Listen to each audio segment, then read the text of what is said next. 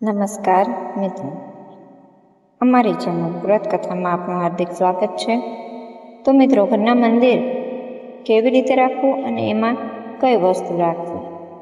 તો મંદિર માટે નિયમ: મંદિર હંમેશા શુદ્ધ અને સ્વચ્છ રાખવું. મંદિર પૂર્વ અથવા ઉત્તર દિશામાં રાખવું. મંદિર ઊંચું સ્થાન પર રાખવું. મંદિરની સામે જમવાનું ના રાખવું. મંદિરમાં જૂતા ચપ્પલ આજુબાજુમાં ન રાખવા અને મંદિરમાં જૂતા ચપ્પલ પહેરીને ન જવું. મંદિરની નિયમિત સફાઈ કરવી. દીવો રોજ પ્રગટાવવો અને મંદિરમાં સકારાત્મકતા અને શાંતિ રાખવી. મંદિર કેવી રીતે રાખવું? તો મૂર્તિ ફોટાને સ્વચ્છ અને સજેલી રાખવી. તાજા ફૂલો ચડાવવા. દીવો રોજ કરવો અને અગરબત્તી અને ધૂપ દીપ કરવો.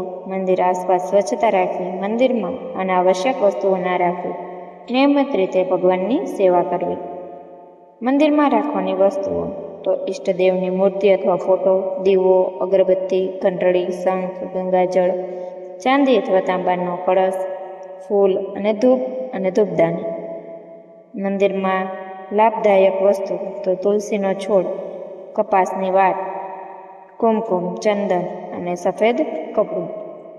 મંદિરમાં ન રાખવાની વસ્તુઓ જેમ કે પૈસા, ચાવી, મોબાઈલ, ઘડિયાળ, જમવાના વાસણ અને નૂકેલી વસ્તુઓ.